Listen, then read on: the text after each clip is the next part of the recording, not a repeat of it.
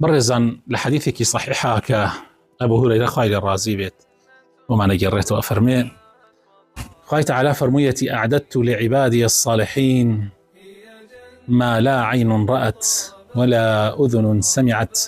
ولا خطر على قلب بشر.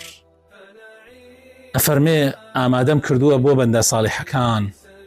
بو بند خواناس كان لناو بهشته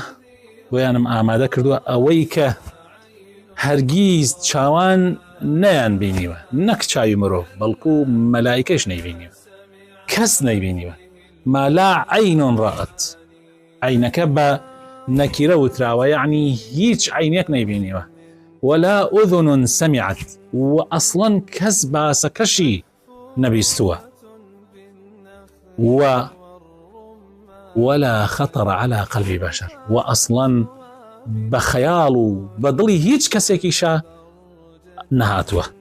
اوان بيان آماده كردوه. جاء ابو هريره افرمي فاقرأوا ما شئتم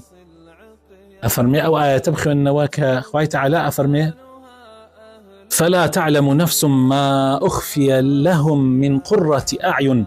جزاء بما كانوا يعملون لسورة السجدة خوي تعالى افرمي تما شاك برزك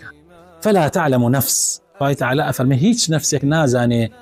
چیان بو آماده کراوه لوی که چاوان براسي حيرانك بالبلي چاوانك همو چاويك همو نفسك عاشقيتي